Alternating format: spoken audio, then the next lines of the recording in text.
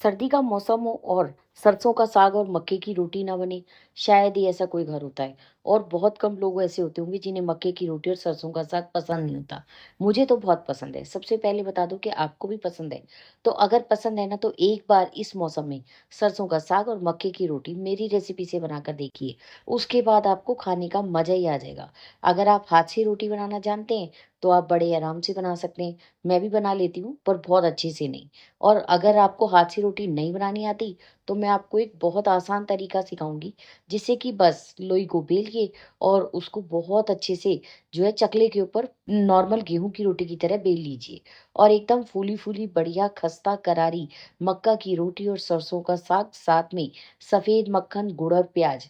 तो आप सोचिए क्या होगा ये कॉम्बिनेशन। खाने में तो लाजवाब हो गई, देखने में भी बहुत टेस्टी है। एकदम टेम्पटिंग मक्के की रोटी सरसों का साग बनाकर तैयार किया और घर में सबकी लॉटरी लगवा दी।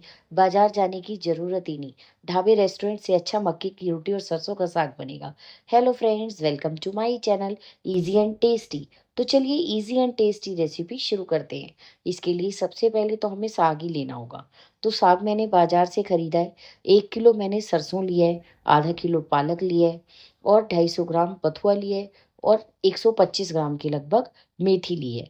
मतलब सिंपल सा रूल है, जितना आप सरसों का साग लें उससे आधा पालक लें, उससे आधा लें बाथुआ, और उससे आधा लें मेथी। सारी चीज़ों के पत्ते तोड़ लेंगे और उसे घर में ही अच्छे से धो लीजिए, क्योंकि बाजार से साग कटवाने के बाद सारे न्यूट्रिएंट तो निकल जाते हैं। उसके बाद एक दो जनों की हेल्प ले लो घर में, नहीं तो थोड़ी देर लगेगी, और घर में बैठ के खुद ही अच्छे से साग को काट लो। थोड़ा मोटा मोटा भी काटेंगे ना तो भी चलेगा, क्योंकि हमें इस साग को अच्छे से गलाना है। अब ये देखिए, कुकर में सबसे पहले मैंने सरसों के पत्ते मैंने डाल दिए हैं। जो डंडियाँ कच्ची कच्ची होती है ना सरसों के साग की टहनियाँ, वो भी डाल दीजिए। खाने में बहुत स्वाद आता है। अब थोड़े पालक के पत्ते डाल देंगे। इस तरह से एक एक लेयर बिछाते जाएंगे। और क्योंकि कुकर जो है ना, ये साग अभी बहुत फैला हुआ है, तो जैसे जैसे साग पकता जाएगा ना, बहुत अच्छा होता जाएगा। एक बार में सारा साग कुकर में नहीं आ पाता है। तो हम क्या करेंगे, पहले थोड़ा साग डालेंगे, कुकर का ढक्कन लगाएंगे और 2-3 मिनट तक इसे हाई फ्लेम पर भाप में पका लेंगे। उसके बाद मैंने एक पूरी गांठ लहसुन के लिए, 2 इंच अदरक का टुकड़ा और 5 से 6 हरी मिर्चें, सबको बारीक बारीक चॉप कर लिया। आप कूट भी सकते हैं या ब्लेंडर में ब्लेंड कर लीजिए। वो डाल देंगे, ऊपर से और साग डाल देंगे। थोड़ा थोड़ा करके सारी साग की इस तरह से हम परतें बिछाते जाएंगे। साग का नाप बिल्कुल याद रखिए। जितना आप साग लें, सरसों के पत्ते सबसे ज़्यादा लीजिए, उससे आधे लीजिए पालक के पत्ते, पालक के पत्तों से आधे लीजिए बथुआ, बथुए से साग में क्रीमीनेस आती है। और सबसे कम लीजिए मेथी, बिल्कुल एक मुट्ठी 100 ग्राम के आसपास। मेथी से साग में एक अच्छा सा फ्लेवर आता है। अब सारी चीज़ें मैंने सारा साग धीरे धीरे करके 2 से 3 बार में कुकर के अंदर आ गया था। अब कुकर का ढक्कन बंद कर देंगे और विसल लगा देंगे। साग में इस समय नमक नहीं डालना है। 3 से 4 सीटी तो हम हाई फ्लेम पर आने देंगे, और 20 से 25 मिनट तक आराम से इसको पकने देंगे, बिल्कुल लो फ्लेम पर। इतनी देर एक कटोरी में मैंने 3 टेबल स्पून के लगभग मक्के का आटा लिया है, और इसके अंदर हम आधा कप के लगभग पानी डाल देंगे और इसका एक पतला पेस्ट बना देंगे। कई लोग इसे मट्ठे में या दही के अंदर भी मिक्स करते हैं, तो आप चाहें तो वो भी कर सकते हैं। पर क्योंकि मैंने साग में पंजाबी स्टाइल तड़का लगाना है, इसलिए मैंने दही या मट्ठे का इस्तेमाल नहीं किया है। अब इसे भी साइड में रख देंगे। इतनी देर मक्का के रोटी के लिए आटा लगा लेते हैं। तो मैंने एक फ्राइंग पैन के अंदर 2 कटोरी के लगभग जो है पानी लिया है, आधा चम्मच नमक और 1 चम्मच देसी घी डाल दिया है। घी से डालने से क्या होगा, साग में जो हमारी मक्के की रोटी है ना, वो हल्की सी चिकनी बनेगी और वो टूटेंगी नहीं। अब इसके अंदर पूरा जितना पानी डाला है ना, उतना ही कटोरी हमने 2 कटोरी के लगभग मक्के का आटा डाल दिया है। कोई परफेक्ट नाप नहीं है, बस आटा पूरा भीग जाना चाहिए। और गैस का फ्लेम फटाफट से बंद कर देंगे, और किसी कलछी या चम्मच से, मैंने तो जो साग की घोटनी है ना, उसी से इसको अच्छे से मिक्स कर दिया है। बस अब हम इसे ढक कर रख देंगे, जब तक ये पूरा ठंडा नहीं हो जाता ना, तब तक इसका इंतज़ार कीजिए। एक बार साग की ये रेसिपी मेरे तरीके से ट्राई कीजिए, आप बाकी के सारे तरीके भूल जाएंगे। बहुत ज़्यादा डिफरेंट नहीं है, लेकिन सबसे आसान तरीका है। बस अब इसे अच्छे से ढक दिया है। अब हम इतनी देर साग देख लेते हैं। मुझे साग को पकाते हुए पूरे 35 मिनट हो चुके हैं। ये देखिए कितना नरम पड़ गया है। साग वैसे आई बहुत अच्छा गया है, और ऊपर से हमने इसे अच्छे से पकाया है, तो ये अपने आप ही नरम पड़ गया है। आप कोई भी घूंटनी लीजिए और इससे इसे घूटना चालू कर दीजिए। घूटने से क्या होता है, इसका जो पूरा रस है ना, वो निकल के आता है। अगर आप इस साग को मिक्सी में पीसना चाहें, या ब्लेंडर से पीसा चाहे तो थोड़ा ठंडा करके पीस सकते हैं। अब घुटनी से घोटने में क्या होता है, थोड़ी मेहनत तो ज़्यादा लगती है, लेकिन साग का पूरा रस निकल के जो है ना वो अच्छे से घुटता है, जिससे साग का फ्लेवर बहुत ही बढ़िया आता है। बस इस तरह से चलाते जाइए और साग को लगातार चलाते हुए घोटते जाइए। 15 से 20 मिनट का टाइम लग जाता है, लेकिन साग बहुत मखमली बनता है और बहुत ही बढ़िया टेस्ट आता है। अब जो हमने मक्के के आटे का जो है पानी में भिगो के रखा था ना, वो डाल देंगे और फिर से इसे मिक्स करना शुरू करेंगे। ये मक्के के आटे का आलन लगाना ज़रूरी है। अगर आपके पास मक्के का आटा अवेलेबल ना हो तो आप गेहूँ का आटा 2 चम्मच ले सकते हैं। पर आमतौर पर सरसों के साग में मक्के के आटे का ही आलन लगाया जाता है। इससे क्या होता है, साग जो है अलग-अलग नहीं रहता और एक साथ इकट्ठा हो जाता है। बस अब इसे मैं तो लो फ्लेम के ऊपर कम से कम 15 मिनट तक चलाती रहूँगी और घोटती रहूँगी। घोटते-घोटते ये जो आपको थोड़ा बहुत साग नज़र आ रहा है ना, ये सारा ही अपने आप मिक्स हो जाएगा। अब मैंने घोटते-घोटते इसे साइड में रख दिया है। इतनी देर मैं दूसरी गैस के ऊपर जो है ना तड़का लगा लेती हूँ। उसके लिए आप अपनी मर्ज़ी से जितना चाहें उतना, साग के अंदर जितना घी डालेंगे उतना ज़्यादा स्वाद आएगा। आप चाहें तो सरसों के तेल में भी बना सकते हैं, पर साग का थोड़ा मक्के के देसी घी में ज़रा ज़्यादा स्वाद आता है या सफ़ेद मक्खन में। तो हमने 2 से 3 टेबलस्पून देसी घी लिया है, आधा चम्मच हींग, 1 चम्मच जीरा, 3-4 सूखी लाल मिर्चें डाल देंगे। कोई ख़ास मसाला साग में डालना नहीं चाहिए। साग में ना धनिया डालिए, ना गरम मसाला। मैं तो कहती हूँ लाल मिर्चें भी मत डालिए, मतलब पिसी हुई लाल मिर्चें। अब फिर से हम 15-20 कलियाँ लहसुन की, उनको बिल्कुल बारीक-बारीक जो है पीस कर या चॉप करके डाल देंगे। साग में अगर आप पंजाबी स्टाइल बनाना चाहते हैं तो इसके अंदर लहसुन अदरक थोड़ा-सा ज़्यादा जाता है। आप 2 मीडियम साइज़ के प्याज़ थे, उनको बिल्कुल बारीक-बारीक चॉप किया, वो भी हमने इसके अंदर डाल दिया है। प्याज़ और लहसुन को अच्छे से लगातार चलाते हुए भूनते रहेंगे जब तक कि ये सुनहरा नहीं हो जाता, और इतनी देर मैंने साग वाली गैस भी बंद नहीं की है। मैं उसे साइड में दूसरी गैस के ऊपर लगातार चलाते हुए पकाती जा रही हूँ, ताकि और साथ-साथ बीच-बीच में उसे घोटती भी जा रही हूँ। आप चाहें तो इस काम में किसी की हेल्प भी ले सकते हैं। पर अगर आराम से और तसल्ली से साग बनाएँगे ना तो बहुत ही टेस्टी बनेगा। अब हम इसके अंदर 2 टमाटर जिन्हें मैंने घिस लिया है, वो डाल देंगे। आप मिक्सी में पीस भी सकते हैं और बारीक चॉप भी कर सकते हैं। जैसा ये कुछ चीज़ें ऐसी हैं जैसा हम अपने घर में बनाते हैं ना, वैसे ही पसंद किया जाता है। तो आप बहुत ज़्यादा चेंज ना करें, सिर्फ़ थोड़ा-सा क्वांटिटी का ध्यान रखें कि मैंने साग कितना लिया है। और नमक मसाले क्या डाले हैं, मैं इसके अंदर कोई गरम मसाला वगैरह कुछ नहीं डालती। 1 चम्मच के लगभग मैंने इसके अंदर नमक डाल दिया है, और नमक थोड़ा-सा कम था तो आप थोड़ा नमक अपने हिसाब से एडजस्ट कर लें। 1 चम्मच लाल मिर्च पाउडर डाला है, वैसे ज़रूरत नहीं है, पर अगर आप थोड़ा-सा कलर लाल-लाल करना चाहते हैं तो डाल सकते हैं। हम सिर्फ़ साग में हरी मिर्च ही डालते हैं और कोई लाल मिर्च का इस्तेमाल बिल्कुल नहीं करते हैं, और साथ में सूखी लाल मिर्च का इस्तेमाल करते हैं तड़के के लिए। बस, लेकिन मैंने आज 1 चम्मच लाल मिर्च इसमें डाल दी है, ताकि अच्छा तीखा-सा साग बन जाए, चटपटा। वैसे हरी मिर्च से ही बहुत अच्छा चटपटा हो जाता है। अब ये देखिए साग कितना अच्छे से घुट गया है। बिल्कुल एकसार हो गया है, और मक्की का आटे का आलन लगाने की वजह से ना इसकी कंसिस्टेंसी बहुत बढ़िया हो जाती है। देखने में भी अच्छा और खाने में तो अच्छा बना ही हुआ है। अब बस अच्छे से इसे मिक्स कर देंगे। साग और कढ़ी की 2 ख़ास बात होती हैं। आप इनको जितना ज़्यादा देर तक काढ़ते रहेंगे ना, ये उतना ज़्यादा अच्छा होता रहेगा। अभी आप देखिए इसका पूरा घी गायब हो जाएगा, और मैं इसे भी 10 से 15 मिनट तक और पकाने वाली हूँ, बिल्कुल लो फ्लेम पर ढककर।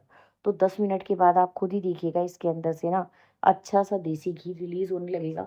तो मतलब क्या होता है, साग बहुत बढ़िया बन के तैयार है। और साग की पहचान क्या होती है, जब आप इसके अंदर से घी रिलीज़ हो और उसका रंग जो है ना वो लाइट ग्रीन हो जाए, यानी साग का रंग घी में भी आ जाए, तो समझ लीजिए बहुत बढ़िया साग बन के तैयार हो गया है। ये देखिए एक बार इसे अच्छे से इस तरह से मिक्स कर देंगे और इसे ढककर 10 से 15 मिनट तक लो फ्लेम पर पकने देंगे। अब जब भी हम साग बनाते हैं ना तब हम ज़रूर से ताज़ा मक्खन निकालते हैं। ये देखिए घर के दूध की जो मलाई होती है ना, उसका मक्खन तो आपके घर में सबके में ही निकलता है। तो 1 से 2 बड़ा चम्मच इसके अंदर मक्खन और डाल दीजिए। बस इसके बाद हमें कोई ऊपर से अलग तड़के की ज़रूरत नहीं, और ना ही किसी और चीज़ की ज़रूरत पड़ेगी। बहुत बढ़िया साग बन के तैयार होगा। ये देखिए मैंने एक बार मक्खन को अच्छे से मिक्स कर दिया है, और हम इसे ढककर आराम से 10 मिनट तक पकने देंगे। 3 से 4 मिनट बाद एक बार ढक्कन हटा के चेक कर लेंगे कि मक्खन अच्छे से पिघल गया और साग जो है तली में लग ना रहा हो। क्योंकि मैंने स्टील की कढ़ाई का इस्तेमाल नहीं किया है, ये मतलब वो भी नहीं है, नॉन स्टिक भी नहीं है, हार्ड एनोडाइज़्ड है। तो अब ये देखिए कितना अच्छा साग बन रहा है, मक्खन अच्छे से पिघल गया है, और अभी-अभी हल्का-हल्का आपको लाइट ग्रीन कलर दिख रहा होगा। अभी मैं इसे 4 से 5 मिनट तक और पकाऊँगी। और वैसे हम तो क्या करते हैं, अगर वीडियो ना बनानी हो तो साइड में साग को पकने दीजिए और साथ-साथ मक्के की रोटी बनाते जाइए और एक-एक जने को सर्व करते जाइए। एकदम गरमा-गरम साग के साथ जब मक्के की रोटी सर्व करते हैं ना, तो खाने वालों को भी मज़ा आता है और खिलाने में भी मज़ा आता है। तो आप सबको रेसिपी तो पसंद आई होगी, तो प्लीज़ चैनल को लाइक, शेयर और सब्सक्राइब कीजिए, बेल आइकन ज़रूर प्रेस कीजिएगा, ताकि जितनी भी मैं रेसिपीज़ अपलोड करूँ, उन सबका नोटिफ़िकेशन आपको सबसे पहले मिल जाए और आप सबसे पहले जाकर वो सारी की सारी रेसिपीज़ को देख पाएँ। इतनी देर मक्के का आटा जो है वो थोड़ा ठंडा हो गया है, तो हम इसको एक बड़ी-सी प्लेट के अंदर या जो हम कढ़ा वो होती है ना तसला जिसमें हम आटा गूँथते हैं, उसमें निकाल लेंगे और अच्छे से हाथ से मसल-मसल के 3 से 4 मिनट तक गूँध लेंगे। थोड़ा-सा पानी मुझे लग रहा था कम है, आटा ये हार्ड नहीं होना चाहिए। अगर मक्के की रोटी का आटा हार्ड होगा, तो रोटी बहुत ज़्यादा फटी-फटी सी बनती है। तो इसलिए मैंने 2 चम्मच के लगभग इसमें पानी और डाल लिया है। अब हम इसका बिल्कुल नरम सा मुलायम आटा गूँथ कर तैयार कर लेंगे। आटा गूँथने में 3 से 4 मिनट का टाइम लग जाएगा, क्योंकि जितना अच्छा आप आटे को मल-मल के गूँथेंगे ना, उतना ये सॉफ्ट होता जाएगा और इसके किनारे फटने के चांस बिल्कुल ख़त्म होते जाएँगे। ये देखिए एकदम नरम, मुलायम और सॉफ्ट डो बनकर हमारा तैयार है। तो बस चलिए अब मक्के की रोटी बना लेते हैं। अब ये आटा ऐसा है ना कि आप इसकी लोई बनाइए और जैसे हम बेलन से गूँथ कर रोटी बनाते हैं ना, बड़े आराम से आप बना सकते हैं। और अगर आपको खाली हाथ से बनाना पसंद है, तो आप हाथ से ही बना सकते हैं। ये देखिए मैंने क्या किया, धीरे-धीरे करके पहले एक लोई ली, उसको थोड़ा हथेली से चपटा कर लिया। अब हम इसे चकले के ऊपर धीरे से हल्के हाथ से थोड़ा-थोड़ा मक्के का ही आटा लगाकर पलोथन की तरह से और इसको हम गूँथ लेंगे। सॉरी, बेल लेंगे और किनारे जो हैं वो थोड़े-थोड़े आप गोल करते जाइए। अगर आपको लगे कि किनारे ज़्यादा फट रहे हैं ना, तो आप क्या कर सकते हैं, इसको किसी ढक्कन से गोल काट सकते हैं, वरना ये देखिए कितनी पतली, बिल्कुल गेहूँ के आटे की रोटी जो बनती है ना, उसके जैसी पतली रोटी बन के तैयार हुई है। मैं हाथ से काफ़ी हद तक रोटी बना लेती हूँ, लेकिन इतनी बड़ी जो है मेरे से भी नहीं बनेगी। ये बहुत प्रैक्टिस के बाद ही बनती है। तो आप बेलन से बेल के आराम से बना सकते हैं। अब साग देखिए मैं आपको फाइनली दिखा रही हूँ।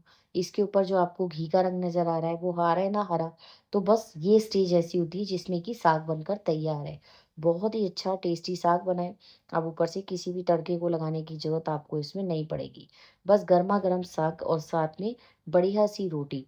तो चलिए अब इसको सर्व कर लेते हैं, मगर उससे पहले मैं आपको रोटी के सेक कर दिखा दूँ। आप चाहें तो इस रोटी का पराठा भी बना सकते हैं और अगर आप चाहें तो इस रोटी को तवे के ऊपर जैसे हम नॉर्मल गेहूँ के आटे की रोटी सेकते हैं, वैसे भी सेक सकते हैं। ये देखिए थोड़ा-सा मैंने इसकी दोनों तरफ घी लगा दिया है और अच्छे से लो फ्लेम के ऊपर इसको सेकना है।